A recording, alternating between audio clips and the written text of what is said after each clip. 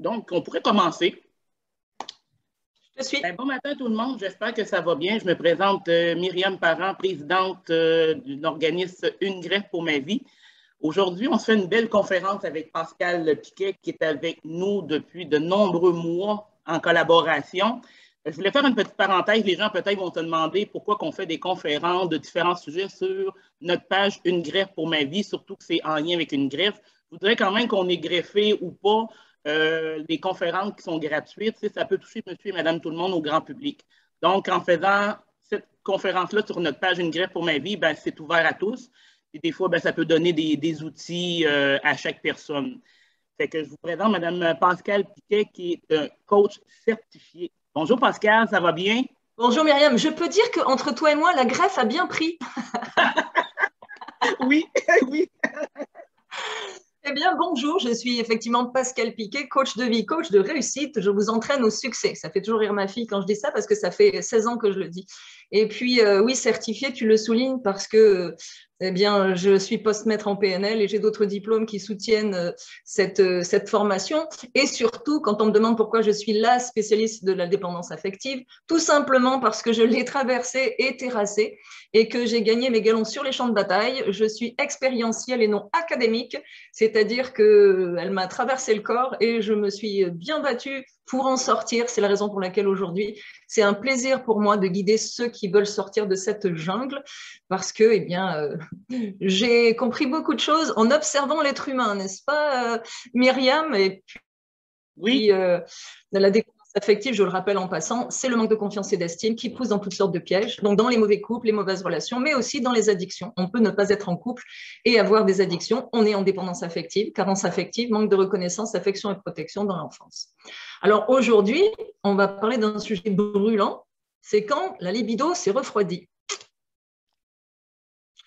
Non, on n'est pas sexologue, mais là aussi, je m'appuie sur une grande expérience de vie et surtout sur les témoignages de mes clients, n'est-ce pas, qui sont mes meilleurs sujets, puis mes meilleures sources de renseignements. Donc, pour commencer, ben, on va parler de est-ce qu'on la perd, est-ce qu'on en manque, qu'est-ce qui se passe? Parce que c'est vrai que c'est un sujet assez délicat. Et puis aujourd'hui, on va en parler vraiment avec un grand naturel, n'est-ce pas Myriam? Un grand naturel. Puis en passant, si vous avez des questions, gênez-vous pas de me les écrire. On peut Pascal va y faire un plaisir de répondre à vos questions à la toute fin. Absolument. Ou alors sur ma page Facebook, vous pouvez poser des questions. Alors, tu te rappelles, Myriam, que j'avais fait un sondage. Qu'est-ce qui provoque la perte de libido chez une femme? Et j'avais eu beaucoup de réponses. Oui. Je me suis rendu compte que c'était que mes suiveurs, là, pour rester en un mot français, connaissaient bien la question. Mais avaient-ils la réponse? On pense toujours d'avoir la réponse, mais des fois, on peut rester surpris, hein? Oui, mais ils connaissaient bien la question en tout cas. Il y en a beaucoup qui ont annoncé toutes sortes de raisons. Et puis, ben, en fait, c'était pour annoncer cette chronique qui concernait la perte de libido chez une épouse ou une conjointe quand madame a ses enfants. C'est un problème parce que certaines femmes se programment consciemment ou inconsciemment à avoir un certain nombre d'enfants. Et puis, quand elles ont atteint ce nombre d'enfants, ça remplit le vide. La dépendance affective, c'est un problème de vide à l'intérieur. Eh bien, ces dames, consciemment ou inconsciemment, vont remplir leur vide avec leurs enfants et leur libido tombe instantanément. C'est épouvantable pour le mari ou le conjoint. J'ai oublié de dire, Myriam, éloignez les enfants du poste, s'il vous plaît. Envoyez-les jouer dans leur chambre, s'il vous plaît, parce qu'on va rester correct. On peut aborder des sujets un petit peu personnels, donc éloignez les enfants du poste. Alors, qu'est-ce que la libido? Eh bien, la libido, c'est un mot qui désigne en latin le désir. Alors, j'ai cherché dans le dictionnaire Larousse libido, j'aime bien chercher l'étymologie, j'ai découvert ça, donc ça veut dire désir en latin, et j'ai découvert aussi la définition de Freud et de Jung, et là, j'ai eu mal à la tête. Et on sait que la libido, ça peut être un problème de mal de tête aussi, des fois c'est vrai, parce qu'avoir une migraine, on ne peut pas avoir de relations sexuelles, c'est épouvantable, mais parfois on a une migraine, mais pas vraiment. C'est un beau prétexte pour éviter la relation sexuelle parce qu'on n'a plus de libido. Et il faut se demander pourquoi on n'a plus de libido, homme comme femme. Hein. Ça peut être pour les deux. Là, la migraine est un bon prétexte. Alors, il y a la migraine et puis il y a la ménopause, qui sont de bons prétextes à éviter la relation sexuelle. C'est pas que, évidemment, il y a un manque de libido, mais c'est surtout qu'on n'a plus du tout envie de monsieur qui s'est laissé aller ou de madame qui s'est laissé aller. Quand on prend on va prendre l'exemple de madame, quand monsieur s'est laissé aller, qu'il voit plus, il a plus de contact physique, visuel, je veux dire, pardon, avec son sexe parce qu'il a pris du ventre et qu'il se laisse complètement aller, que madame n'est plus qu'un meuble pour lui. C'est sûr que moi aussi, je mettrais ça sur le dos de la libido. Tout de suite, d'avoir perdu la libido à cause de la ménopause, bien sûr, où j'aurais mal à la tête. Parce que là, c'est pas très sexy. Encore une fois, madame aussi peut se laisser aller. Quand un des deux se laisse aller, c'est sûr que c'est pas très encourageant pour aller vers une relation sexuelle. Donc ça, là, c'est un des problèmes. On va écarter la ménopause parce que c'est vrai qu'il y a des problèmes hormonaux, c'est vrai qu'il y a de la sécheresse vaginale, c'est vrai que la libido peut tomber puisque les hormones ne jouent plus, et puis la médication. Pour beaucoup de personnes, une certaine médication va provoquer des troubles au niveau de la libido, voire même la faire disparaître. Et en plus de troubles érectiles, ce qui fait que, évidemment, si monsieur n'arrive plus à monter les couleurs, à un moment donné, il va se décourager, il va perdre encore plus confiance en lui et finalement, il va arrêter cette activité sexuelle et il n'aura plus de libido puisque ça l'a découragé. Alors, en fait, on s'entend sur le mot libido, désir sexuel. Alors, il y en a qui tapent dessus sur leur libido parce que, en fait, c'est un problème. Enfin, un problème. C'est une question hormonale. C'est les oestrogènes chez les femmes, la testostérone chez les hommes. Bon. Quand cela se met en ébullition, ces hormones-là, c'est sûr que certaines femmes grimpent au rideau, comme on dit, puis feraient feu de tout bois, attraperaient n'importe lequel par les oreilles et calmeraient le feu. Mais ce n'est pas une bonne idée. C'est pas une bonne idée, c'est pas la fonction qui crée l'organe. On n'est pas là pour hop, j'ai de la libido, qu'est-ce que j'en fais? J'attrape le premier qui passe ou la première qui passe et je fais mon affaire avec. C'est pas forcément une bonne idée. Mais ne tapez pas sur votre libido si vous en avez, mais j'imagine que si vous regardez l'émission, c'est soit parce que vous n'en avez plus ou vous en avez moins, ou parce que votre conjoint ou conjointe n'en a plus ou en a moins. Donc, si vous en avez, je vous rappelle que c'est aussi un symbole de vitalité. Hein. C'est chouette d'avoir de la libido. Il faut arrêter de taper sur la tête de la libido. Moi, je dis ça à mes clients qui sont célibataires, quand ils se plaignent d'avoir cette sensation-là, ce désir-là, je leur dis, t'es vivant. Ou tu es vivante, c'est très bien. Un jour, tu partageras cette libido avec quelqu'un d'autre, mais c'est formidable. Et dans un premier temps, débrouille-toi tout seul ou toute seule, et puis tu trouveras un copain ou une copine de jeu plus tard, mais pour l'instant, c'est une énergie. Donc, pour démarrer, je pense que c'est assez important. Et puis, j'avais entendu... tu sais que de 40 à 52 ans, j'ai été abstinente et célibataire parce que j'avais été broyée par les hommes et je m'en méfiais comme de la peste. Et j'ai repris mon activité sexuelle à 52 ans avec un homme que j'avais rencontré à l'époque. Et on m'avait dit, tu verras, le pic sexuel d'une femme, c'est dans la quarantaine, tu es passé à côté. Ah bon? Oh mon Dieu! Eh bien non. Le pic sexuel d'une femme, c'est quand elle a le meilleur des hommes pour elle dans son lit. Idem pour l'homme. Hein, parce qu'il y a aussi cette notion-là, il faut être avec la bonne personne. Donc, mesdames, rassurez-vous, le pic sexuel, il n'y en a pas particulièrement, c'est quand vous êtes avec la bonne personne, spécifiquement. Voilà, et ce n'est pas une question d'âge du tout. Donc, on exclut la ménopause et la médication. On va aller farfouiller dans les autres raisons pour lesquelles la libido peut prendre la clé des champs. D'ailleurs, quand je parle d'âge, eh bien, vous pouvez rencontrer la bonne personne à 60, 70, 80, 90, même 95 ans, et pourquoi pas. Et ça va se réactiver au niveau libido parce qu'en fait, peut-être que ça marche avec le désir. Et j'ai une blague à ce sujet, quand évidemment je suis redevenue célibataire, mais j'ai une blague parce qu'on me dit, mais si jamais tu rencontres la personne que très tard, je dis, ben, parfait. Imaginons, Myriam, que je la rencontre à 95 ans. Boum, ça y est, on se marie, c'est la nuit de noces. Waouh! Ben oui, pourquoi pas? Et là, ben oui, et là, mon mari me dit, Pascal, t'as vu? Je t'ai emmené au 7e ciel. Et moi, je vais lui dire, oui, ça, c'est la bonne nouvelle. La mauvaise, c'est qu'on va y rester. Imagine mourir en plein orgasme. Boum, les deux. Ben ça c'est ma petite boutade que j'ai inventée. Je la trouve assez drôle. Donc, on appelle ça vraiment atteindre le paradis. Ah oui, le 7e ciel, boum, tu finis direct au 7e ciel. Ben oui, ma foi. Donc, les oestrogènes pour les femmes, ce sont les hormones qui sont en décrépitude, on va dire, quand la libido prend la clé des champs. Et les hormones pour les hommes, c'est la testostérone. Bon, à partir de là, ça peut être physique. Il faut savoir que la libido repose sur 2 éléments. Elle repose sur la tête et sur le corps. Le corps, oui, à travers les hormones. Ça, là, quand elles sont en ébullition, c'est sûr, elles sont en ébullition pour que la femme soit poussée à procréer.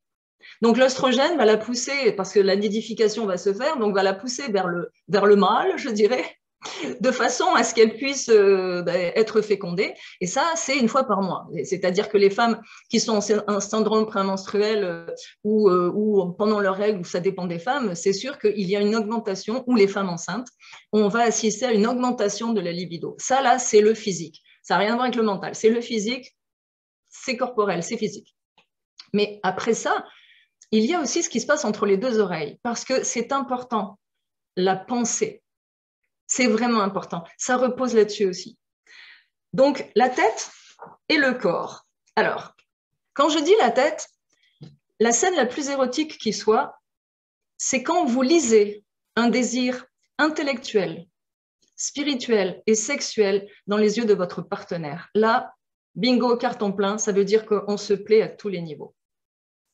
Je reprends ma définition de l'amour, le crack. Confiance, respect, admiration, complicité. Confiance en soi, confiance en l'autre et réciproquement. Respect de moi, respect de l'autre et réciproquement. Admiration, très important d'admirer la personne avec laquelle vous êtes. Et le C, c'est complicité. Donc, complicité qui repose sur l'historique. Plus je te connais, plus je t'aime. Et sur le sexe épanouissant. Bon, on a planté le décor. Ça, c'est l'amour. Bon. Quand il n'y a plus de confiance et ou plus de respect, et ou plus du tout d'admiration, et donc plus de complicité, et donc plus de sexe, évidemment, il n'y a plus de libido. Parce que, messieurs, il y a une chose à rentrer en ligne de compte, c'est qu'une femme, elle est auditive, il faut lui faire des compliments. Le monsieur est visuel, on va s'habiller sexy, les femmes, hein, pour exacerber le désir de l'homme, et nous, on a besoin, en tant que femmes, de compliments. Si monsieur ne vous fait plus de compliments, ne vous regarde plus et se laisse aller par-dessus le marché, il n'y a plus rien d'excitant. Donc, souvenez-vous que ça se passe entre les 2 oreilles. Dire à votre femme que vous l'aimez, qu'elle est belle, et la femme se paraît de beaux atours pour exacerber le désir de l'homme, eh bien, quand il n'y a plus ça, la première chose qui tombe, c'est la libido. Alors, la libido, forcément, ça peut être aussi parce qu'on est devenu, pas un vieux couple, mais on s'aime beaucoup, on était fait pour être amis et pas amants, et du coup, c'est les relations pantoufles, c'est-à-dire qu'on est bien ensemble, mais il ne se passe plus rien. Et quand il ne se passe plus rien, eh bien, à un moment donné, il y a une tierce personne qui passe par là, la libido justement collée au plafond, oups, ça réactive l'un des 2, et il se passe quoi? On saute la clôture, comme on dit en bon québécois, on va tromper la personne avec laquelle on n'a plus d'activité sexuelle. L'activité sexuelle fait vraiment partie du couple, ou alors les 2 n'en ont pas, parce qu'il y a cet aspect-là aussi. Il y a des personnes qui n'ont pas de désir sexuel, ils sont fabriqués comme ça, bon, parfait. Alors c'est bien qu'ils soient en couple avec une personne qui n'en a pas non plus, mais c'est souvent à cause d'une mauvaise programmation ou un mauvais démarrage dans la vie ou de mauvaises croyances. Donc, il faut déjà voir à quel niveau on place notre libido quand on est au top de notre forme et puis voir si on a la personne en face de nous qui est au même niveau. Mais s'il y en a une qui en a beaucoup et l'autre qui n'en a pas, ça va créer des frictions. Ça va créer des frictions et de la frustration. Donc, c'est certain qu'il faut aller avec quelqu'un qui est à peu près au même niveau, sinon, il n'y aura pas d'activité sexuelle, ça c'est sûr. Donc, il faut comprendre que, comme je le disais, il y a aussi cette libido qui est motivée par le fait d'enfanter et que c'est frénétique au début, puis quand les enfants sont là, c'est fini, monsieur reste sur le bord de la route et ça c'est terrible parce que monsieur n'est pas du style à tromper sa femme et pourtant il est sevré, il n'y a plus de sexe et madame ne fait pas exprès, elle n'en a plus de libido. Elle n'en a plus, ça l'a complètement désactivée. Là, c'est assez compliqué, mais on va aller vers les problèmes érectiles. Alors, les problèmes érectiles, c'est souvent lié, en tout cas, moi, dans ma clientèle, je n'ai jamais eu un homme qui avait des problèmes érectiles. J'ai vu des hommes qui, en fait, avaient une panne Et quand on identifiait pourquoi, eh bien, entre autres, un monsieur qui n'avait pas eu de relation qu'avec sa femme pendant 20 ans, madame le met à la rue, monsieur se retrouve avec une petite collègue de travail beaucoup plus jeune que lui, qui l'attire chez elle, et puis bon, bah, il se retrouve avec tout le vocabulaire pornographique déballé comme ça parce que cette jeune fille-là, elle a appris le sexe par ce biais-là. Et mon pauvre client qui la regarde désespéré, tous ces mots-là le choquent complètement, évidemment. Eh ben, il ne se passe rien en dessous de la ceinture. Il a été obligé de s'enfuir parce qu'il ne comprenait pas pourquoi. Et pourquoi? Mais évidemment, on comprend pourquoi. Un deuxième témoignage, monsieur tombe dans un bar sur une dame qu'il ramène chez lui. Elle lui baisse le pantalon et lui dit « Allez, vas-y, montre-moi de quoi tu es capable. » Bon, eh ben, vous savez quoi, les gars? Et ce n'est pas des problèmes érectiles, ça. C'est parce que votre zizi, il en a marre, il fait une pause syndicale parce qu'il vous dit « Toi, tes missions suicides, vas-y tout seul. Moi, je veux qu'on me respecte. » C'est vrai que de 15 ans à 25 ans, on a les hormones en ébullition, 25, 35 ans, oui. 35 ans, 40 ans, on croit qu'on les a encore en ébullition. 50 ans, là, ben, c'est plus une question d'hormones en ébullition. On veut du respect. Et c'est là qu'on doit tomber dans une sphère de confiance et de respect et d'admiration pour avoir la complicité et la relation sexuelle. Donc, si on n'a pas ces éléments-là, si c'est juste pour rentrer papa dans maman, comme on dit, il y en a toujours un qui est lésé. Et c'est sûr que quand un homme se sert du sexe comme anxiolytique, c'est pas forcément valorisant pour madame qui sert d'objet sexuel et qui sert de poupée gonflable. Évidemment, elle va se lasser. Elle va se lasser. Ça n'a aucun intérêt parce qu'il faut savoir quand même qu'une femme qui n'a plus de libido, c'est parce qu'un homme doit mériter sa récompense à travers la pénétration. C'est pas boum, bonjour madame, au revoir madame, et c'est fini. Et il tombe sur le dos comme un lapin, c'est les fameux lapins. Ça n'a aucun intérêt pour une femme. Donc une femme, en fait, quand on regarde le corps de la femme, à un moment donné, il y a une lubrification à un certain endroit très important. Et évidemment, tant que ça ne se fait pas, la relation va être compliquée, la dame devrait refuser. Mais si l'homme lui donne envie, en fait, s'il provoque le désir chez elle par les préliminaires et toutes sortes de subterfuges, ou même sans les préliminaires, mais il peut provoquer le désir rapidement, eh bien, le phénomène se produit, madame lubrifie, et là, on peut avoir une belle relation sexuelle. Donc, messieurs, pensez-y un petit peu quand même, c'est que madame, elle n'est pas là, hop là, sur le... Tu sais, au pied levé, là, bing bang. Non, il y a un aspect physique aussi. Alors, ce n'est pas juste la ménopause qui fait qu'il y a une sécheresse vaginale. C'est qu'il faut provoquer aussi une humidification à cet endroit-là. Pensez-y, parce que souvent, moi, j'ai ce témoignage de femmes qui me disent ça, qui me disent, ben, moi, là, comme ça, là, boum, bing bang, si c'est d'un commun accord, oui. Sur la table de la cuisine ou la machine à laver en 2 temps 3 mouvements, c'est parce que la dame désire, là. Il y a un désir réciproque. Ce n'est pas juste monsieur qui doit désirer, puis madame qui doit suivre. D'ailleurs, à ce sujet, il y a des personnes qui n'ont pas de libido parce qu'elles ne connaissent pas leur corps et qu'elles ne l'ont jamais exploré. Et du coup, souvent des femmes, dans les premières relations sexuelles, ce n'était pas épanouissant. Donc, elles se sont dit, bon, si c'est ça, je vais faire semblant. Et elles ont fait semblant toute leur vie sans connaître leur propre corps. Et en se disant, bon, de toute façon, je suis frigide, je vais lui faire croire que je ressens quelque chose. Et puis, ces femmes-là m'ont traversé leur vie souvent sans avoir rien ressenti. En fait, la frigidité, ça part souvent de la tête, c'est rarement mécanique, à moins qu'il n'y ait pas d'hormones du tout, mais ça part souvent de la tête. Hein. Donc, ces femmes-là qui font semblant vont s'inscrire dans un processus où elles vont faire tout le temps semblant, et puis du coup, elles découvriront jamais leur corps, et puis on leur souhaite de tomber un jour sur un amant plus habile qui, lui, va leur permettre de découvrir leur corps. Dans le fond, c'est tout... Pardon. Dans le fond, à la base, c'est vraiment avoir un respect de son corps et de l'autre aussi. C'est important, ça. Oui, complètement. Et puis, en fait, ça se joue à deux.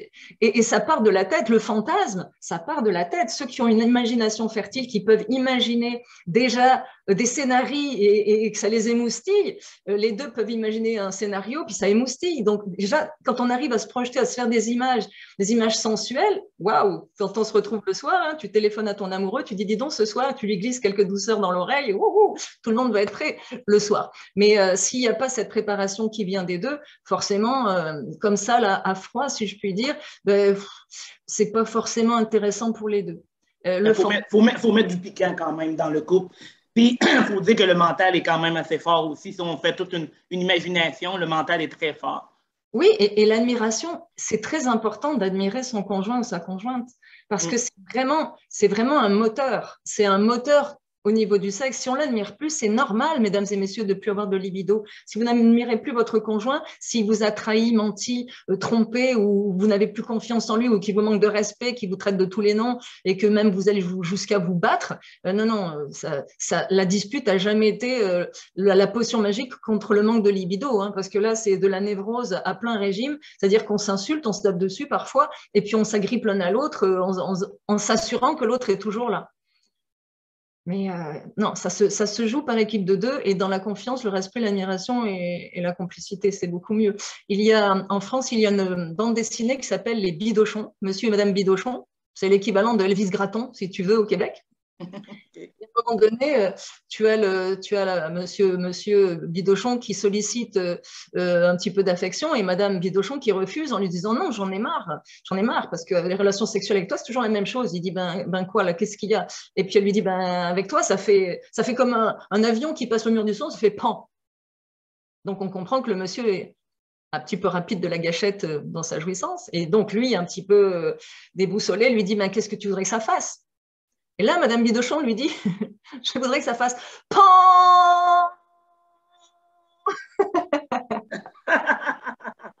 Donc, on comprend que monsieur, il y a des égards pour madame, madame, il y a des égards pour monsieur aussi, parce que si c'est tout le temps le même qui fait le boulot, eh bien, celui qui fait tout le temps le boulot va finir par se lasser.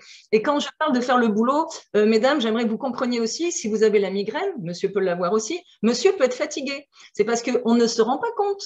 Quand on est du côté féminin de la force, on ne se rend pas compte que le va-et-vient des reins, c'est assez sportif, que ça demande une énergie et du cardio. Et c'est pas pour rien que certains hommes meurent d'une crise cardiaque, mais je pense pas qu'ils meurent à cause de l'orgasme. Je pense qu'ils meurent à cause de l'effort. Donc, il faut respecter aussi l'homme qui est fatigué, là, parce que oui, ça arrive. Alors, mesdames, prenez les choses en main, que voulez-vous, et puis faites ce qu'il faut. Mais monsieur, pour arriver avec ses coups de rein, eh ben, c'est épuisant. Ça peut être épuisant, puis quand on n'est pas en forme, moi j'ai beaucoup ce témoignage dans mon bureau d'hommes qui essaient de comprendre à leur conjointe qu'ils sont fatigués. Oui, l'homme a le droit d'être fatigué, puis c'est vrai quand c'est vrai. Et la femme a le droit d'avoir de la migraine, et c'est vrai quand c'est vrai. Et l'inverse est vrai aussi. La femme est fatiguée, puis l'homme est fatigué aussi. Et quand on parle de fatigué, eh bien, après une grossesse, oulala, il y a une perte de libido parce qu'on est fatigué. Il faut s'occuper du bébé, on n'a pas l'habitude, ça demande beaucoup, beaucoup d'attention. Ensuite, bien, la fatigue, on comprend. Quand les enfants sont plus grands, on ne veut pas faire de bruit. On est très gêné. On est très, très gêné que les enfants puissent entendre. Donc, c'est sûr que ça casse l'ambiance. Et c'est normal. Donc, peut-être que vous devriez prendre un petit week-end en amoureux et laisser les enfants aux parents ou aux beaux-parents. Mais c'est sûr qu'il y a beaucoup de femmes qui sont très, très, très mal à l'aise de savoir que les enfants ne sont pas loin et qu'ils pourraient entendre. Je vais vous faire une confidence. Il n'y a personne qui nous écoute, hein, Myriam. Je peux parler en toute confiance. Oui.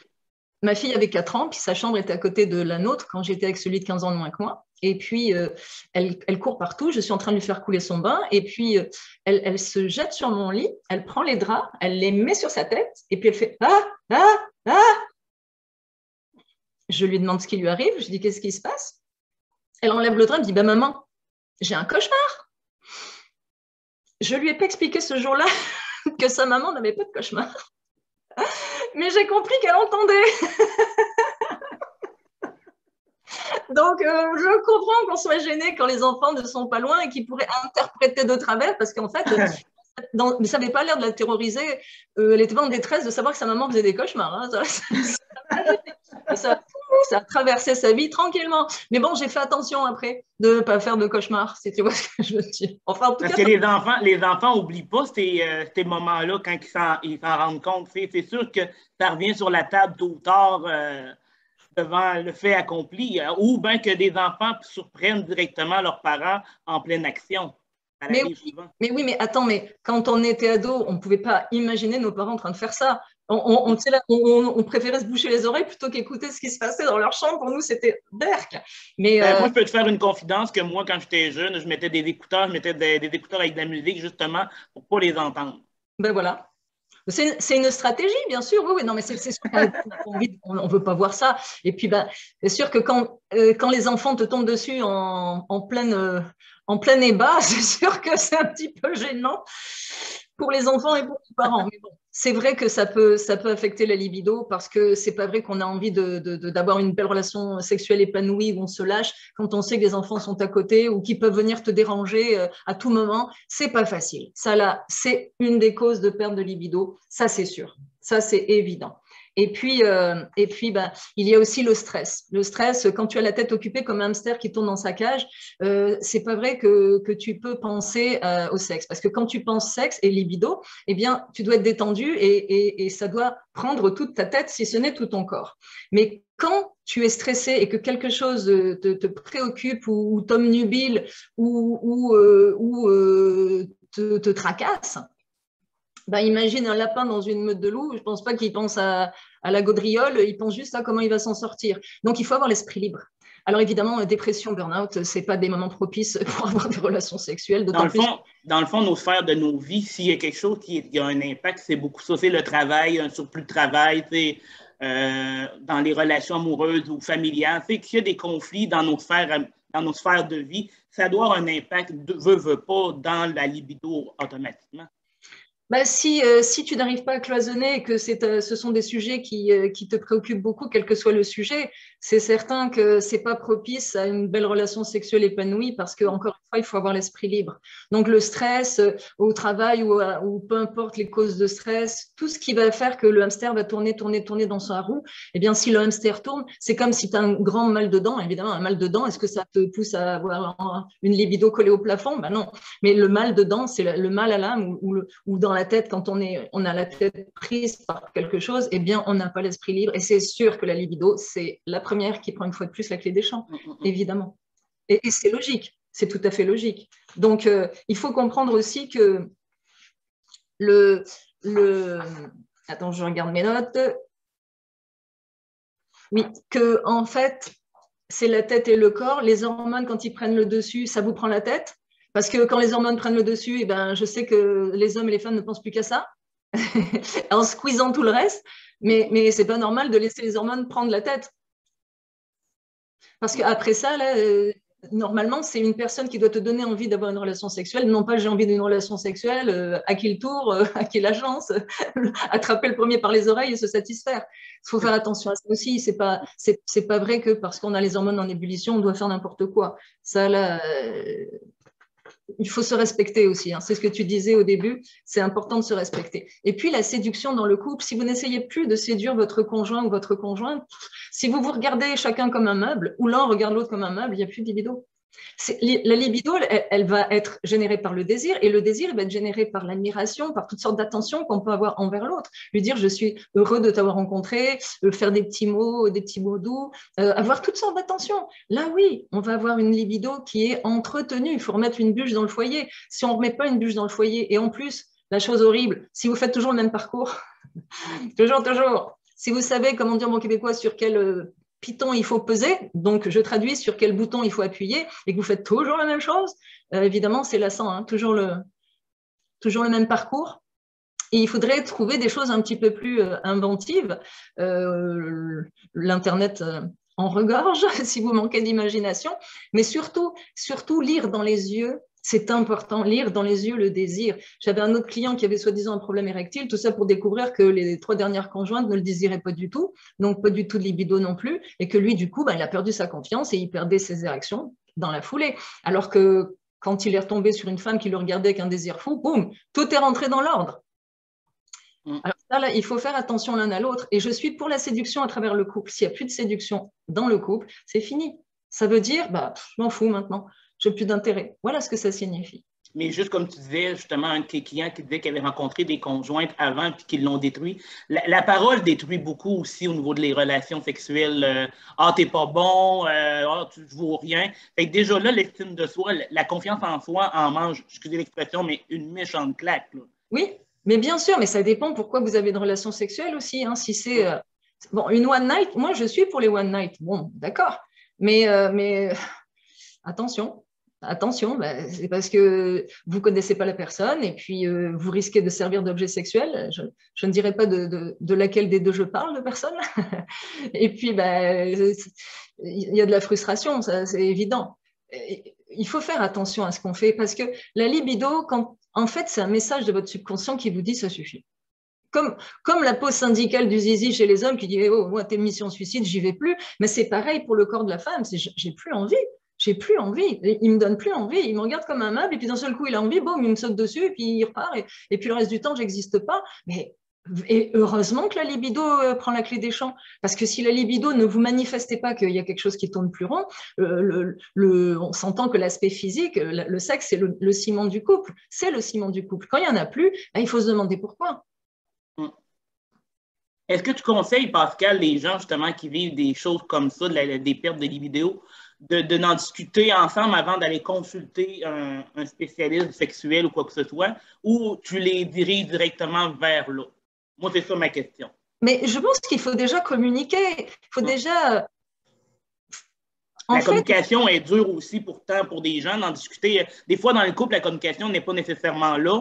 Puis on dirait que de parler d'un sujet comme ça, c'est pas tout le monde qui ont l'ouverture de dire à son conjoint, ben, sexuellement, ça va moins bien. On dirait qu'ils vont justement porter un masque pour ne pas en parler, justement.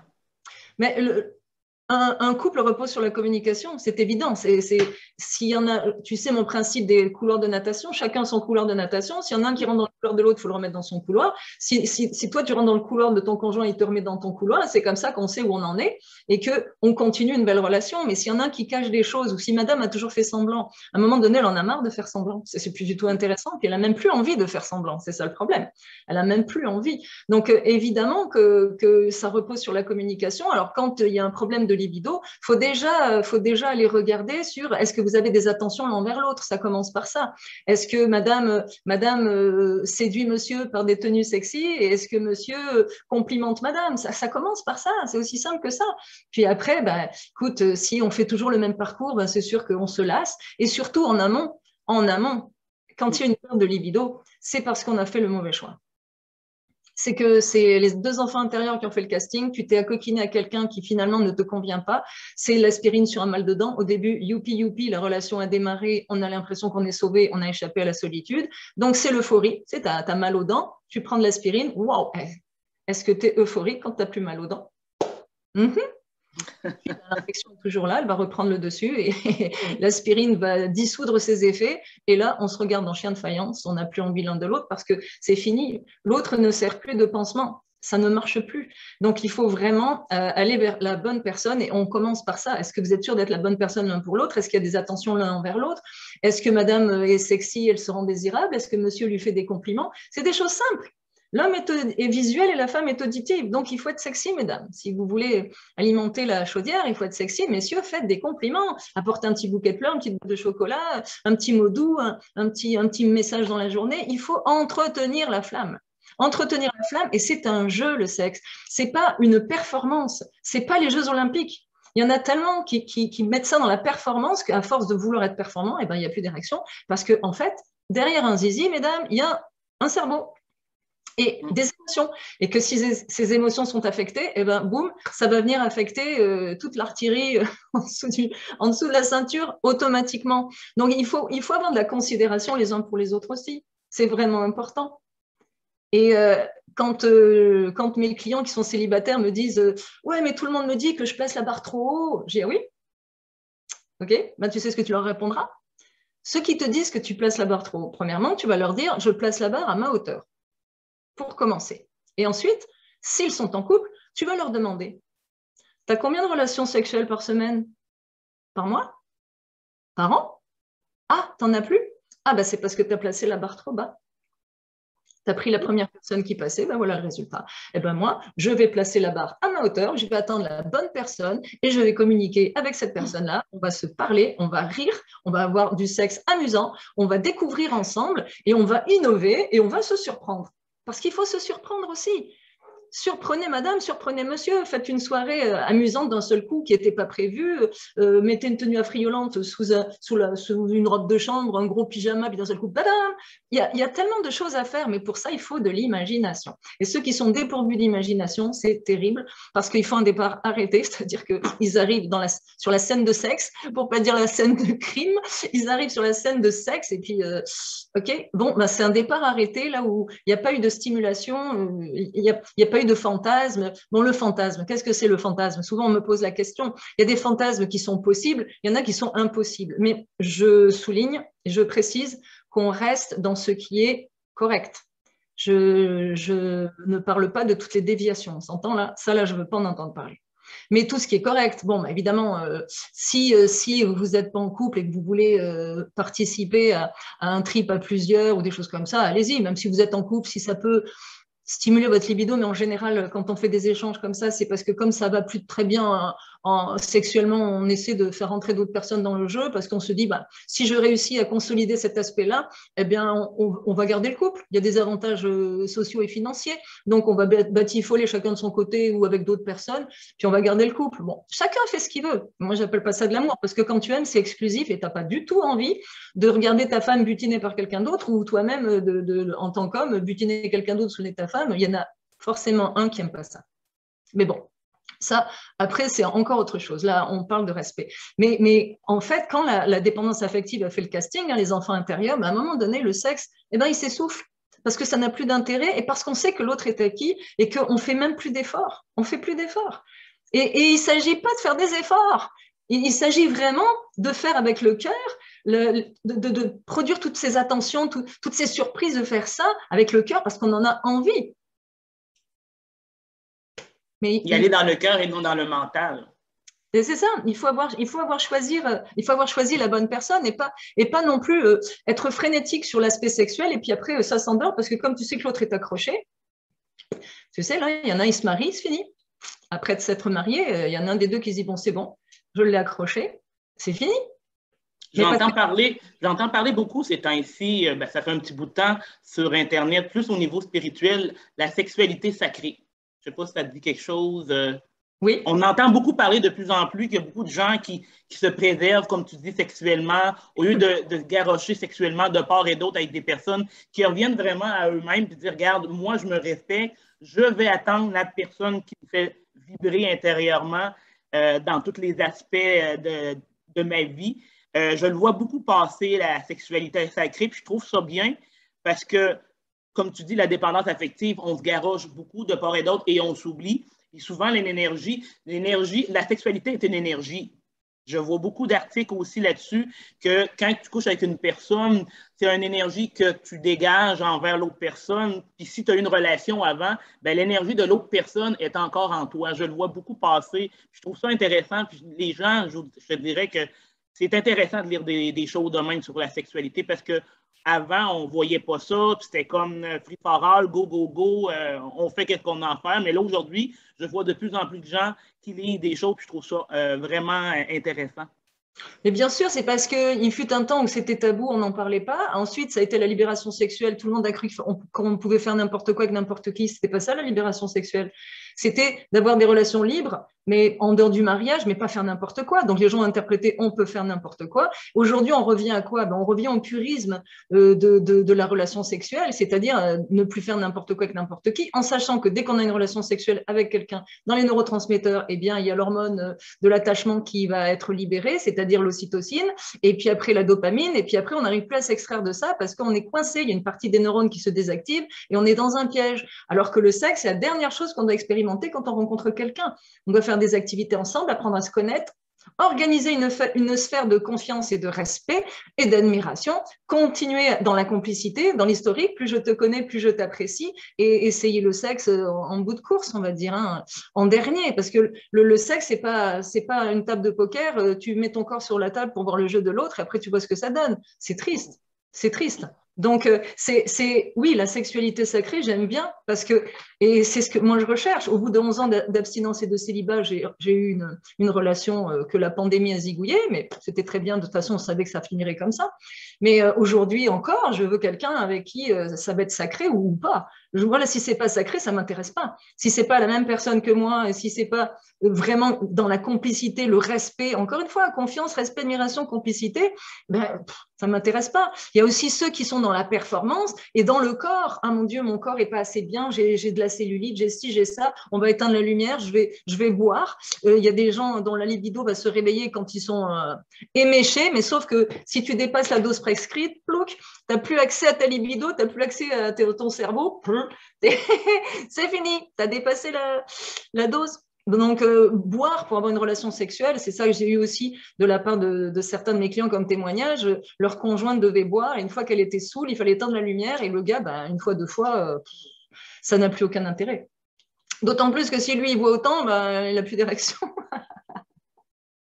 On n'a plus envie de libido. Je veux dire, si vous n'avez plus aucune motivation parce que ça se passe comme ça et que, en fait, ou que madame fait l'étoile de mer, là, on connaît hein, la blague de l'étoile de mer. Bon, bah écoute, et puis en plus, non seulement elle fait l'étoile de mer, mais elle fait allez, dépêche-toi. Hein. Ouais, ça, je trouve ça, j'appelle ça de la violence psychologique, la violence psychologique, autant sur l'homme, autant sur la femme.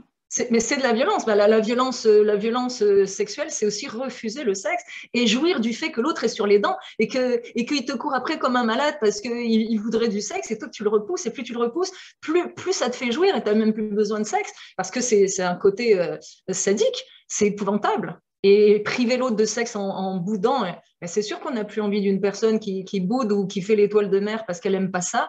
Mais les hommes, là, c'est pas. Faut arrêter de croire qu'ils sont tous des cochons. Hein, faut arrêter ça. Parce qu'un homme, il veut aussi être désiré, et puis il veut aussi que la femme prenne une part active à ses ébats. Mais si la femme joue la poupée gonflable, mais c'est affreux pour un homme. Donc, qu'est-ce qu'il fait? Ben, il finit par laisser tomber. Et il perd sa confiance en lui, évidemment. Donc après, quand on a une perte de confiance, eh ben, souvent le sexe va aller de pair. Quand on perd confiance en soi parce qu'on a été, la confiance a été brimée ou parce qu'on considère qu'on a un problème physique, moi ça me fait sourire quand j'entends parler du sexe comme de performance. Ça n'a jamais été une performance, c'est une communication entre deux personnes. C'est à nous de dire eh ben, un petit peu plus à droite, un petit peu plus à gauche, ou je préférais ça comme ça, ou tiens, si on essayait ça, ou oh, tiens, ça pourrait être drôle. Hey, si tu n'éclates pas de rire pendant ça parce qu'il y a un truc drôle qui s'est passé, et si ça fait perdre les moyens à l'autre parce que tu as éclaté de rire, bon, mais on n'est pas dans une sphère de confiance et de respect. Non, il faut trouver comme tu dis, il faut trouver une complicité, puis il faut communiquer, dire c'est quoi nos désirs, autant l'homme que la femme, pour justement trouver une complétude dans le couple.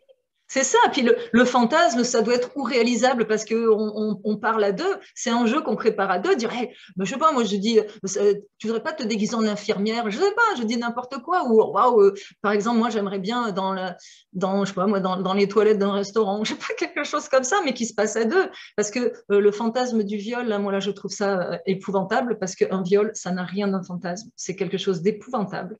Mais quand une femme fantasme sur le viol, en fait, ça devrait être Brad Pitt dans des draps de soie, dans un 5 étoiles, tu vois là. Mais là, c'est plus du viol. Donc, ça, là, c'est assez dangereux. En fait, ce que ça veut dire, c'est que la femme, elle veut résister jusqu'à ce que l'homme l'embarque dans un orgasme ou dans les ébats. Tu vois, là, ça, je peux comprendre.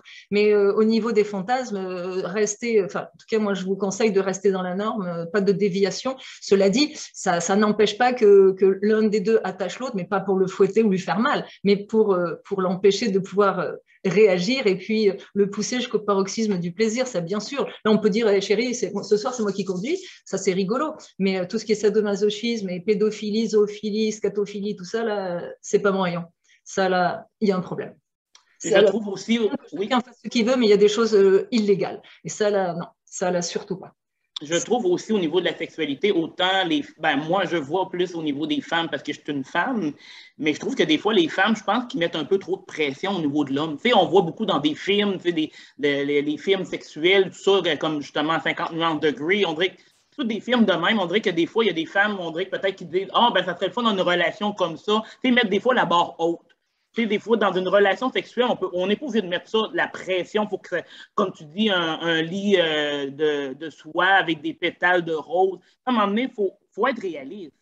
Oui, mais c'est un jeu. Après, on peut jouer comme on veut. Mais alors, 50 nuances de gris, pardon, mais bonjour la névrose. Hein. Là, quand moi j'ai entendu des femmes dire « Ah, je suis amoureuse du gars », j'ai dit bah, « Toi, là, il va falloir que tu consultes. » Parce qu'un homme qui domine une femme, là, il n'y a rien d'excitant là-dedans. Mais tu sais quoi, là, en général, ce sont les dominatrices qui aiment être dominées. C'est ça qui me fait sourire. Parce que quand tu es dominé dans ta vie quotidienne, tu aimes dominer dans ta vie sexuelle. Et puis quand tu es dominateur dans ta vie quotidienne, tu aimes être dominé dans ta vie sexuelle. Moi, là, j'appelle pas ça de l'équilibre. Hein, ça, là. Quelqu'un qui me dirait domine-moi ou je vais te dominer, j'ai OK, bah, je vais passer mon tour. Tu sais, quand j'étais jockey, je maniais la cravache, bien évidemment. Et puis un jour, un m'avait dit ah, ouais, ça ne tenterait pas avec la cravache. Je l'ai regardé, mais abasourdi. J'ai dit tu sais à quoi ça sert une cravache? Ça sert à se faire respecter par le cheval en règle générale. Donc, quand on s'en sert, c'est qu'on est fâché. Et quand on est fâché, ça fait mal. Donc, tu es toujours partant. Là, il avait bien le pavillon, mais celui-là, je n'avais plus jamais voulu le voir parce que ce n'est pas des choses qui m'intéressent. Il y a tellement de belles choses à faire en se parlant, en communiquant, en prenant ça comme un jeu et puis en comprenant que, mais oui, alors on va toutes se trouver un problème physique. Et alors, un homme qui vous aime, il aime tout ce que vous êtes. Une femme qui vous aime, elle aime tout ce que vous êtes. Parce que si vous êtes juste porté sur la carrosserie, ben vous avez un méchant problème. Parce que, en fait, un homme qui va avec une femme parce qu'elle est belle ou une femme qui va avec un homme que parce qu'il est beau, moi j'ai testé, ça foire. Aller avec un gars juste parce qu'il est beau, ben non. Trouvez beau l'homme que vous aimez, oui, mais aller avec un homme parce qu'il est beau ou aller avec une femme parce qu'elle est belle, non, ça va mal finir. Ça va vraiment mal finir. Et puis, il y a aussi un décalage quand d'un seul coup, ben, tu as une femme qui cherche un papa ou un gars qui cherche sa maman, on ne couche pas avec son père, on ne couche pas avec sa mère. Et là, ça va s'essouffler parce qu'il y a quelque chose qui est contre nature. Et surtout, quand la fille prend une allure de petite fille, prend une voix de petite fille, a des réactions de petite fille, ou que le gars, il a des réactions de petit garçon aussi, hey, il n'y a plus de libido là. Quand tu es quelqu'un d'équilibré, tu ne veux pas une petite fille ou un petit garçon, tu veux une personne adulte en face de toi. Donc, il y a cet aspect-là aussi. Puis, il y a des gens qui ne sont pas passionnés par le sexe, hein. Ils n'ont pas de libido et puis ils ne sont pas passionnés par le sexe, non pas par mauvaise programmation parce que leur vie sexuelle a mal démarré, ou qu'ils sont partis sur de fausses croyances ou des mauvaises programmations ou des parents qui ont dit que c'était sale ou des choses comme ça. On n'a pas tous le même rythme sexuel. Donc, il faut respecter ça aussi. Il y en a qui aiment les choux-fleurs, il y en a qui les aiment pas. Et ben, il y en a qui aiment le sexe, il y en a qui n'aiment pas. Mais surtout, renseignez-vous parce que si la personne en face de vous est indolente là-dessus puis qu'elle n'aime pas ça, ouais, vous allez dire oh, ben, c'est pas grave. Ouais, tu vas voir si c'est pas grave. Tu vas voir au fur et à mesure la frustration va augmenter. Ben oui, c'est grave. Ça va pas marcher. Mais laissez donc les gens qui n'ont pas de libido tranquilles. S'ils n'en ont pas, vraiment pas, parce que bah, ça ne les tente pas, mais laissez-les donc tranquilles. Mais celui qui n'a pas de libido, il va traiter celui qui en a d'obsédé sexuel. Donc l'autre se dit, bon sang, je suis un obsédé sexuel, et puis il perd sa confiance dans la foulée, et voilà. C'est juste parce qu'ils ne sont pas au même niveau. Et puis, il y a aussi la perte de libido quand monsieur préfère les sites porno et se débrouiller tout seul pendant que madame attend dans le lit en tapant avec les ongles sur la table de nuit, pendant que monsieur est en train de se satisfaire de son côté, ben c'est sûr que lui, là, il n'a plus envie de relations sexuelles parce qu'il préfère prendre un raccourci et obtenir l'orgasme le plus vite possible. Hein, c'est l'orgasme fast-food. Le plus vite on y arrive, mieux on se porte. Et puis ben, madame, c'est sûr que elle pense qu'elle n'est plus désirable et puis elle va perdre sa confiance aussi. Et c'est des gens qui vont dormir dos à dos et puis il ne se passera plus rien. Il y a vraiment une multitude hein, de raisons pour lesquelles la libido peut s'essouffler. Hein. Mais il faut vraiment communiquer. Il faut communiquer, mais déjà, il faut être sûr qu'on est avec la bonne personne. Encore une fois, la ménopause, oui, ça affecte quand les hormones peuvent jouer contre votre camp. Mais cela dit, je me pose quand même la question, Myriam, et puis je la pose aux personnes qui nous écoutent et qui ont peut-être un problème de ménopause et de perte de libido à cause de la ménopause. Mais je leur demande à ces dames-là, si vous aviez un homme qui vraiment s'occupe de vous, un homme fringant, un homme qui vous trouve belle, qui vous voit dans sa soupe, comme on dit au Québec, qui vous couvre de compliments et qui vous aime vraiment, ménopause ou pas, est-ce que votre libido ne se réveillerait pas? Parce que pour le problème de sécheresse vaginale, il y a des moyens, hein, il y a des lubrifiants. Donc, moi, je me demande souvent, oui, il y a un aspect physique, oui, il y a un aspect mécanique, absolument. Mais moi, je me demande si ces femmes qui sont depuis 20 ans ou 30 ans avec le même homme, si elles avaient un étalon un peu plus fringant, même du même âge, hein, mais un étalon plus fringant, mais qui les trouve belles, qui les complimente, qui les trouve vraiment incroyables, pas sûr que la libido ne se réveille pas. Bon, en tout cas, si ça fait 30 ans que tu es avec le même homme et puis qu'il s'est laissé aller, comme je le disais, il a perdu le contact visuel avec son zizi, tu sais ce qu'on dit, hein, qui prend du tambour perd de la baguette. Donc, s'il ne s'occupe plus de lui et qu'il n'est plus du tout désirable et que madame a la ménopause, moi non plus, je n'aurais pas envie de ce monsieur-là. Et puis moi aussi, je dirais que j'ai la ménopause ou que j'ai la migraine ou que ce que tu veux, mais que je n'ai pas envie du tout d'une relation sexuelle. C'est sûr que je n'aurai pas de libido. Bien évidemment, bien évidemment.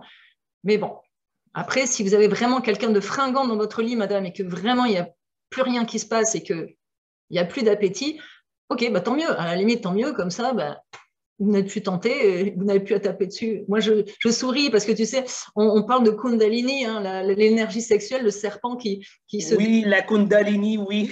Et moi, quand mes clients me disent « Ouais, j'en ai marre, je ne sais pas quoi faire de ma libido », je les imagine en train de taper, tu sais, avec une savate, en train de taper sur la tête de leur libido représenté par le serpent, tu sais, qui est là pour voir ce qui se passe, et boum, boum, boum, on lui tape sur la tête, donc il retombe dans son trou, puis il se dit « Bon, bah, c'était pas le moment de sortir, qu'est-ce qui s'est passé ?» Pourtant, moi, je suis gentille, c'est une énergie, la libido. Oui, c'est une énergie, arrêtez de taper dessus. Et puis, souriez quand vous la ressentez. Et puis, on est assez grand pour savoir qu'on peut se débrouiller tout seul si vraiment ça déborde.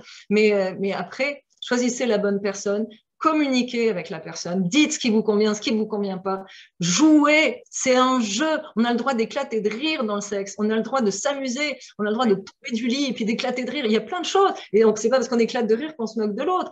Donc si vous avez confiance en vous, encore une fois, dans une sphère, confiance, respect, admiration, complicité, et puis là je vois des gens qui disent, ah oui, oula, c'est vrai qu'avec mon conjoint, ma conjointe, confiance, il n'y en a plus, respect, il n'y en a jamais eu, admiration, il n'y en a plus, et complicité, bah, forcément, par définition, il n'y en a pas. Une bonne prise de confiance. Et oui, donc il faut vraiment comprendre que la libido, c'est la tête et le corps. Oui, il y a des phénomènes hormonaux, oui, mais aussi dans la tête, c'est si la personne me respecte, j'ai envie d'elle, si je l'admire, j'ai envie d'elle. Une admiration intellectuelle, spirituelle et sexuelle, là, on est au top. On est au top. Et ça se passe entre les deux oreilles. On désire quelqu'un parce qu'on le trouve brillant, parce qu'on la trouve brillante, parce qu'elle elle a des facilités sociales, elle est créative, pour toutes sortes de raisons. On admire son conjoint, mais il faut l'admirer. Si vous ne l'admirez pas, c'est votre miroir. Donc, si vous vous trouvez moche dans votre miroir, vous n'avez pas envie d'avoir une relation sexuelle avec un miroir moche. Et oui, forcément, forcément. Donc, quand ce n'est pas un problème physique dû à la médication ou à la ménopause ou un problème hormonal quelconque, eh bien, à mon avis, votre libido, elle est toujours là. Hein. C'est juste que le Kundalini dit, oh là, quand il sort la tête, il fait il retourne se coucher, non, je reviendrai plus tard. Hein. Non, puis là, il ressort à chaque fois pour voir ce qui se passe. Non, il n'y a rien d'intéressant. Hop, il repart. Et oui, donc la libido... demandez-vous déjà si vous êtes avec la bonne personne et puis demandez-vous, mesdames, si vraiment il y a un problème de ménopause ou si ce n'est pas parce que monsieur ne vous inspire plus ou monsieur, si vous n'avez plus de libido, c'est peut-être que madame ne vous inspire plus. Parce que si on ne prend pas soin de soi-même et l'un de l'autre, où veux-tu que ça aille? On n'est pas des poupées gonflables et les hommes ne sont pas des sex-toys. Donc, il y a encore une fois des émotions derrière un sexe. Et exactement. Mais c'est le fun que tu aies parlé de la Kundalini parce que ça et tout, c'est un sujet quand même qu'on voit de plus en plus. Puis les gens ne sont pas nécessairement outillés, mais j'invite vraiment les gens à aller voir des choses sur la Kundalini. C'est le fun de voir d'autres choses, de découvrir d'autres choses. Oui, mais il faut élargir ses horizons, mais à deux, hein. Il faut élargir ses horizons, mais il faut être curieux, il faut s'amuser. Moi, je me souviens d'une fois, là, j'avais inventé un truc, là, comme ça m'avait inspiré, j'avais inventé un truc, je ne sais plus si je sais ce que c'était, mais je ne vous le dirai pas. Et puis là, mon conjoint me regarde, dit, t'es allé sur Internet?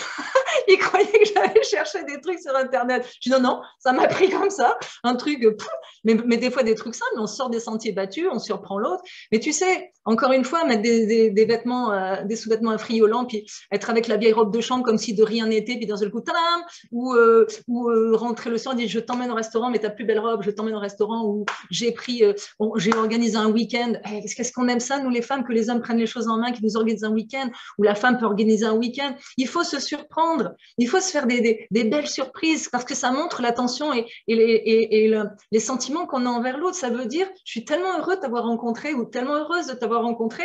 Et puis, on a envie de communier à travers le sexe, mais à travers la tête, le cœur et les tripes. La tête, les croyances, les valeurs et la vision du couple, le cœur, les sentiments et les tripes, le sexe. Bien sûr, si ces trois plots ne sont pas respectés, ben c'est comme la prise de terre, là, le courant, il passe pas.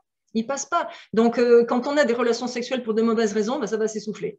Et surtout quand on est considéré comme un meuble ou une poupée gonflable ou un sextoy ou je sais pas quoi, eh ben, c'est sûr que ça passe par la tête. Hey, c'est le fun. J'ai une question pour toi, Pascal. J'ai quelqu'un qui m'a écrit une question. Waouh! Oh, ça va faire notre beau petit cadeau de Noël. Il y a quelqu'un qui a posé une question, l'andropause.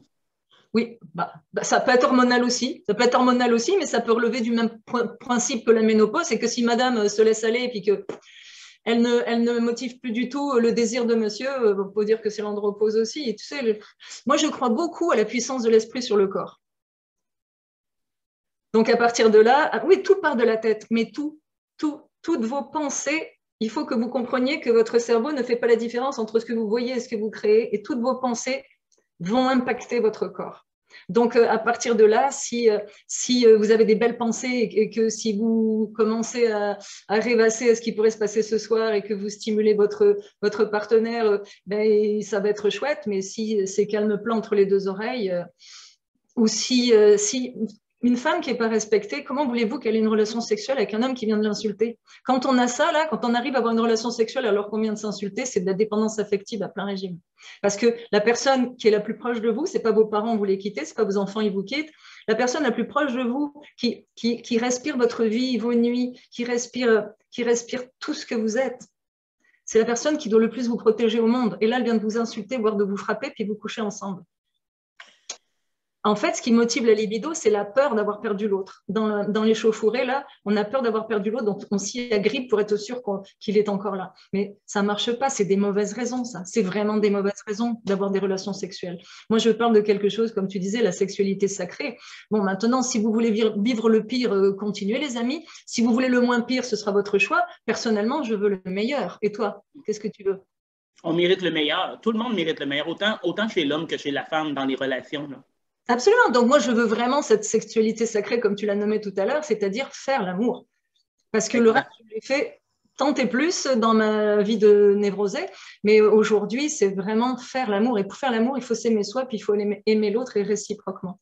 Encore une fois, c'est le crack. Confiance, respect, admiration, complicité. Et là, on a un terreau absolument favorable pour des relations sexuelles épanouissantes, mais toujours en étant créatif, sans se mettre de pression, mais en inventant, en sortant des sentiers battus, en s'amusant. Le sexe, il faut s'amuser. Quand vous ne vous amusez plus, il n'y a plus de libido, il n'y a plus rien. Et la libido, encore une fois, c'est un message de votre subconscient qui vous dit « time out ». Ce qui est en train de se passer ne m'inspire plus, c'est Kundalini qui vous dit « non, non merci, je passe mon tour, il n'y a rien d'intéressant, je retourne dans mon trou ». J'ai une autre question, ma belle Pascal. Hey, c'est le fun, le matin, on a des questions. Contente. Merci à ceux qui posent des questions. Merci. Est-ce que la libido s'évapore quand les années de célibat défilent? C'est possible aussi. Ben, oui, ça peut être possible. Ça peut s'effilocher. Mais si je prends mon cas de 40 à 52 ans, célibataire et abstinente, ça ne s'effilochait pas. Donc, ça doit dépendre aussi des hormones, ça doit dépendre aussi, est-ce que vous n'avez pas baissé pavillon parce que vous disant que vous ne rencontrerez plus jamais personne, ben c'est un sujet qui ne vous intéresse plus. Et là, heureusement, je dis heureusement parce que quand on n'est plus intéressé par une relation de couple, si on a les hormones collées au plafond, ça devient compliqué. Mais encore une fois, l'esprit a un pouvoir énorme sur le corps. Et si on se dit que finalement, on ne rencontrera plus personne ou qu'on n'a plus envie, hein, parce que passé 50 ans, les femmes qui n'ont pas été vraiment bien traitées par des hommes, elles restent célibataires, elles sont très bien comme ça. Parce que l'image du sexe qu'elles ont, elle n'est pas très épanouissante, donc elles préfèrent rester seules. Alors oui, avec le nombre d'années et une perte de croyance en un couple équilibré ou en quelqu'un avec qui on pourrait vraiment s'amuser, ben, on s'endort. Monsieur aussi va perdre sa libido quand madame le repousse tout le temps. À un moment donné, ben, il n'en aura plus. Il en aura. Et même, tu dis qu'il a 50 ans, mais je te dirais même probablement que quand tu pognes la quarantaine aussi, il dit toujours qu'à 40 ans, les femmes savent beaucoup qu'est-ce qu'ils veulent. Fait que probablement comme dans la cinquantaine aussi qu'à 40 ans, que les femmes disent, ben, regarde, tant qu'avoir des relations justement pas équilibrées, j'aime mieux m'abstenir. Oui, mais ce qui est sage, mais pourquoi vous n'auriez pas des relations équilibrées? Regarde, moi j'ai 60 ans, je viens d'avoir 60 ans et puis tout va bien pour moi et j'ai bon espoir de rencontrer quelqu'un un jour avec qui ben, je vais reprendre des activités sympas à tous les niveaux, la tête, le cœur et les tripes. Et puis, je... alors s'il y a bien une chose qui ne m'inquiète pas, c'est d'imaginer que j'aurais plus de libido là, ça. Non. Quand elle se réveille, je sais lui parler et puis c'est tout. Il faut lui parler, il ne faut pas lui taper sur la tête. Il faut lui parler, il faut dire ouais, ouais, où tu t'en vas là? Attends. Comme on dit en bon québécois, m'a t'arrangé ça, moi. Je vais t'arranger ça, moi. Ah, c'est bon. Ben oui, on s'arrange avec soi-même. Et puis après ben, jusqu'à ce qu'on tombe sur la bonne personne. Mais c'est aussi la croyance, que tu vas rencontrer quelqu'un. Mais si tu dis, bon, ben, je ne rencontrerai plus jamais personne, eh ben, tu te mets à la retraite. Voilà, dans ta tête, tu mets ta libido à la retraite.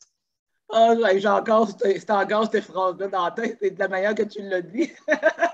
Ah ben oui, j'arrive à prendre l'accent. Mais oui, il y en a qui mettent leur libido à la retraite. Ben, d'un côté, c'est se respecter. S'il y en a qui sont rendus là, puis c'est correct. Ils ont fait le choix de se respecter et de se dire, ben, regarde, tant que je vais me mettre de retraite, je vais me concentrer sur d'autres choses. Puis la journée que ça va se présenter ou le moment que ça va se présenter avec la personne, ben là, ça sera vers un autre chemin. Oui, oui, parce qu'il se peut, tu sais, la Belle au bois dormant, il se peut que certains aient fait une impasse sur l'idée de rencontrer quelqu'un, et un beau jour, boum, c'est quand tu t'y attends pas que ça te tombe dessus, hein, comme le dit la légende, et un beau jour, boum, tu rencontres quelqu'un, tu dis, ouh, qu'est-ce qui m'arrive? Tu sais, là, oh, qu'est-ce qui m'arrive? C'est le serpent qui a sorti la tête pour dire qu'est-ce qui se passe, là? Où on est, qu'est-ce qu'il y a? Et oui, ça peut tout à fait produire, et quand on est 60 ans, 70 ans, 80 ans, mes grands-parents, à 78 ans, je ne serais jamais allé les déranger pendant la sieste. C'est juste pour te dire, j'ai des beaux commentaires, c'est marqué j'adore vous écouter, tellement de franchise. C'est tellement juste ce que vous dites, des petites attentions mutuelles. Oui, mais oui, ça veut dire je t'aime. Mais oui, il faut remettre une bûche dans le foyer, évidemment, évidemment. Il faut tout le temps manifester que l'on reconnaît l'autre et on est heureux d'être avec l'autre. C'est pas compliqué, mais il faut être avec la bonne personne. Et ça, on revient à la dépendance affective et émotive, c'est-à-dire que si c'est l'enfant intérieur qui a fait le casting, vous avez pris n'importe qui est au même degré de déséquilibre que vous, puis ça ne durera pas longtemps. Après, vous avez certaines personnes qui écrivent dans les magazines féminins et qui vous disent l'amour, c'est une utopie, l'amour ne dure pas plus de 3 ans ou 7 ans, tu sais, comme les machines à laver ou les produits de consommation, là d'un seul coup, boum. Et alors, qu'est-ce qu'on fait des gens qui s'aiment depuis 30 ans? Qu'est-ce qu'on fait d'eux? Parce qu'il y en a, vous les voyez bien, monsieur et madame qui sont âgés, ils se tiennent par la main, vous les voyez se regarder, vous les voyez avoir des attentions l'un envers l'autre, mais alors ils sont quoi? Ils sont fous? Ils sont sortis de l'hôpital psychiatrique? Mais c'est parce qu'ils ont toujours reconnu l'autre personne en face d'eux. Ils ont toujours gardé contact, toujours gardé le lien. Ils se sont parlé. Ils se sont parlé. La communication. Donc, c'est la clé. donc maintenant, est-ce que vous voulez rester avec votre gros monsieur là, qui ne prend pas soin de lui et qui rote et qui pète et qui s'en fout complètement que vous soyez là et que vous êtes devenu un meuble pour lui? Moi non plus, j'aurais plus de libido. Je dirais que c'est la faute de la migraine ou de la ménopause. Mais si, imaginez-vous, mesdames, avec un étalon fringant, même de votre âge. Hein, je ne suis pas en train de vous dire d'aller vers un gigolo de 15 ans ou 10 ans ou 20 ans de moins que vous, hein, mais un homme fringant, un homme qui a de l'allure et un homme qui vous trouve belle, qui vous le dit, qui est plein d'attention, qui est galant, qui vous fait des petites surprises. Eh bien, on va voir si votre libido se réveille. Probablement que oui. Mais autant de l'homme aussi que la femme, que l'homme, l'inverse aussi, que la femme pigmente au niveau de l'homme aussi et vice-versa. Là. Oui, mais parce que tu sais, l'homme, il peut être très vite sur ses patins. C'est-à-dire que si la dame s'est laissée aller puis qu'elle s'occupe plus de lui, puis d'un seul coup, elle se réveille, eh ben, elle va acheter des tenues affriolantes et puis elle va lui faire une belle surprise. Tous les hommes ne sont pas friands de tenues affriolantes, mais en général, ça marche. Donc, ça veut dire, regarde, j'ai fait un effort pour attiser ton désir et puis pour qu'on ait une belle relation sexuelle. Mais le monsieur, en général, il est vite sur ses patins. C'est plus compliqué pour le monsieur de relancer le désir de madame, mais parce que l'homme est visuel. Il est visuel. Donc, forcément. il y a quelqu'un, une parenthèse, excuse-moi, Pascal, il y a quelqu'un qui a marqué c'est sûr qu'elle se réveille. Ben oui, ben oui, ben oui. C'est ça, l'homme est visuel. L'homme, encore une fois, c'est plus long, là. C'est plus long à attiser le désir de la femme parce qu'il faut des compliments, il faut toutes sortes d'attention et il faut beaucoup de choses. Mais l'homme, allez hop, une petite tenue, hop, et c'est parti. Ben oui, mais oui. On n'est pas fait pareil. La femme est auditive, l'homme est visuel, mais l'homme, il faut se séduire dans le couple. Je ne suis pas pour la séduction entre célibataires, mais je suis pour la séduction dans le couple. Utiliser toutes sortes de subterfuges pour attiser le désir en donnant l'impression qu'on ne s'en rend même pas compte. Tu sais, là, sortir de la douche, tu as ta serviette autour du corps, là, tu sors de la douche et puis tu fais comme si tu ne regardais pas ton mari ou ton conjoint et puis tu sais, tu vas te mettre de la crème sur les jambes, tu sais, prendre des petits mouvements lascifs, lui montrer ton dos et toutes sortes de petites choses comme ça qui font que le gars, waouh, il va être et voilà. Et puis pour l'homme, c'est pareil, tu sais. L'homme aussi, il peut aussi avoir une façon de se déshabiller. Tout est dans le regard. Tout est dans le regard. Ça, là, le regard. Les yeux, c'est le miroir de l'âme, hein, mais tout est dans le regard. Oh, que j'aime cette phrase-là. C'est parce que quand l'homme te regarde avec un désir, mais tu t'embrases. Je veux dire, je ne parle pas du vieux cochon qui te regarde en bavant, hein, on s'entend, mais quand ton conjoint il te regarde avec des flammes ardentes dans les yeux et qu'il n'est même pas trompé, et ben, forcément, ça change tout. Autant pour monsieur quand il voit le désir dans les yeux de sa femme que pour madame quand elle voit le désir dans les yeux de l'homme, et waouh, on s'enflamme. Un regard et on peut enflammer. Je le sais parce que j'ai été séductrice dans une autre vie, puis ça marchait bien. Je sais lancer ce regard qui tue. J'aimais bien, mais parce que j'avais envie du monsieur en face aussi. Hein. C'était pas le regard qui tue pour rien. Je ne tuais que ce que je mangeais. Donc, c'était ciblé. Mais tu comprends, c'est le regard aussi. Et tout ça, c'est ce qu'on a dans la tête qui va se répercuter dans les yeux et dans le visage. Et blanc, qu'est-ce qui va se passer? Le corps va se préparer. Monsieur va monter les couleurs. Madame prépare le terrain d'atterrissage bien lubrifié. Et c'est parti. Voilà. Hey, j'ai quelqu'un qui a posé une question, mais drôle. Et quand on a des lunettes, on fait comment? Lunettes? Ah, ben, tu les soulèves. Et un regard de braise, ça traverse les lunettes. À moins que ce soit des lunettes noires. Alors là, ça, on va avoir un problème. Mais vous pouvez les soulever. Tu sais, tu te prends en derrière, là, tu les soulèves. Mais à travers les lunettes, bien sûr. Un regard de braise, ça traverse les lunettes. Hein. Il y a quelqu'un qui a marqué entretenir le feu. Ben, c'est sûr, entretenir la flamme, comme tu disais tantôt. Mais il y a ce que j'appelle le site internet subliminal aussi, c'est ce qu'on dégage. Donc, si tu dégages du désir, si tu dégages, on dégage quelque chose de sexuel aussi. Et oui, il faut y penser. C'est parce que le désir, il y a les phéromones et puis j'en passais des meilleurs. Et ça, là, dans le subconscient, c'est capté. Hein. Donc, il y a toutes sortes de choses qui vont faire qu'on peut déclencher le désir de quelqu'un et la libido de quelqu'un avec un regard, un mouvement, avec beaucoup de choses. Mais surtout, quand on est en couple, c'est merveilleux d'être capable de connaître l'autre et de savoir ce qui va le booster ou lui faire des surprises. Quand on se connaît bien, on a un panel de possibilités. Mais tout ça repose encore sur être plutôt équilibré dans son couple et puis être attentionné l'un envers l'autre. Et puis avoir une libido, parce qu'encore une fois, il y a des gens qui sont fabriqués de telle sorte qu'ils n'ont pas de libido et c'est comme ça. Bon, ben alors, moi j'en connais qui n'ont pas de libido, ils sont avec une personne qui n'a pas de libido, puis ils sont très bien comme ça. Il n'y a pas de libido, donc il n'y a pas de sexe. Très bien. J'ai quelqu'un qui a posé une question, ben, pas une question, c'est plus comme une situation, je vais te la lire. Moi, j'ai 50 ans. Avant le COVID, j'avais une forte libido. Je me masturbais une fois par jour et depuis le COVID, je me masturbe une fois ou deux, 3 fois semaine. 3 semaines. J'ai rencontré ma blonde et je le fais pas plus souvent, mais j'ai de la misère à comprendre tout ça. J'ai pas plus la libido du désir avec une autre personne. Ça, ben, est-ce que tu peux expliquer ça ou la personne peut directement peut-être te contacter si, admettons, qu'elle ne comprend vraiment pas, hein, Pascal? Mais c'est un peu confus, je ne suis pas sûre d'avoir bien compris le contexte. Moi non plus, mais qu'est-ce que je vais faire? Je vais t'envoyer, je peux te la relire. Moi, j'ai 50 ans. Avant le COVID, j'avais une forte libido. Je me masturbais une fois par jour et depuis le COVID, je me masturbe une fois aux 2-3 semaines. Ah, semaine? Ah oui. Okay. Semaine. J'ai rencontré ma blonde et je ne le fais pas plus souvent. Moi, j'ai de la misère à comprendre tout ça. J'ai pas plus la libido du désir avec une autre personne. Eh ben, il s'est passé quelque chose dans la tête. Il y a quelque chose qui s'est fracturé, je ne sais pas.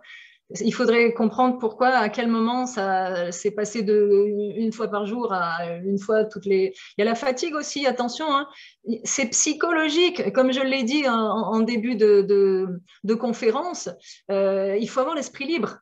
Et si on est tracassé, puis on s'entend que la Covid en a mis plus d'un dans le stress, c'est pas favorable à des relations sexuelles épanouissantes ni à une libido.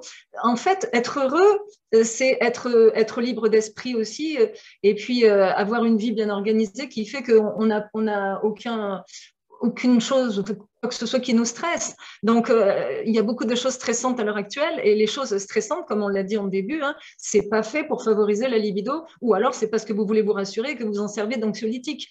Donc, il y a cet aspect-là aussi. Il s'est passé quelque chose entre vos deux oreilles, monsieur, qui a fait que vous avez perdu de la vitesse de ce côté-là, un désintérêt tranquillement, peut-être parce que tracassé par le fait de ne pas aller travailler, par le confinement, par le fait d'être coupé des liens sociaux. Ça peut être fragile aussi, hein. La libido, c'est comme la confiance, hein. Ça peut être fragile comme ça peut être très puissant. Donc, et encore une fois, ça part de la tête. Qu'est-ce qui s'est passé dans votre tête, monsieur, qui a fait que ça a changé le rythme, et que même avec la conjointe que vous avez rencontrée, d'ailleurs, est-ce que c'est la bonne conjointe? Est-ce que vous la désirez? Est-ce qu'elle vous désire? Ou est-ce que vous faites le sexe, comme on dit? Vous faites le sexe, c'est-à-dire, comme on fait la cuisine, on fait le sexe, et puis on suit les sentiers battus, et puis on finit par avoir du plaisir, hein, parce que à force de stimuler certaines zones érogènes, on arrive à l'orgasme, mais c'est peut-être pas la bonne personne, je ne sais pas. J'ai Marcel. Marcel me dit, Myriam, tu peux dire à Pascal que c'est Marcel les lunettes. Que c'est? Marcel les lunettes. Marcel, je n'irai. Oui, oui, bien sûr. Ben oui. C'est lui qui a dit la question tantôt sur les lunettes, on fait comment? Ah, ça ne m'étonne pas de lui. Eh ben, j'espère qu'il a aimé ma réponse, mais il faut savoir que Marcel, c'est mon représentant en Belgique, et c'est un ami, et qu'il était venu faire le coaching VIP il y a 5 ans, et qu'on ne s'est plus quitté. Donc, on fait une belle collaboration qui repose beaucoup, beaucoup sur l'amitié. Et il est taquin, Marcel. Il est très, très taquin. Il a beaucoup d'humour. Donc, Marcel, je te salue, ainsi que ta conjointe Véronique, parce que Marcel et Véronique sont un couple heureux. Oui, je crois que j'avais vu ça à un moment donné. Je crois que Marcel, je l'avais dans mes amis Facebook, puis tu voyais que c'était l'amour fou. Fou. C'est façon de parler.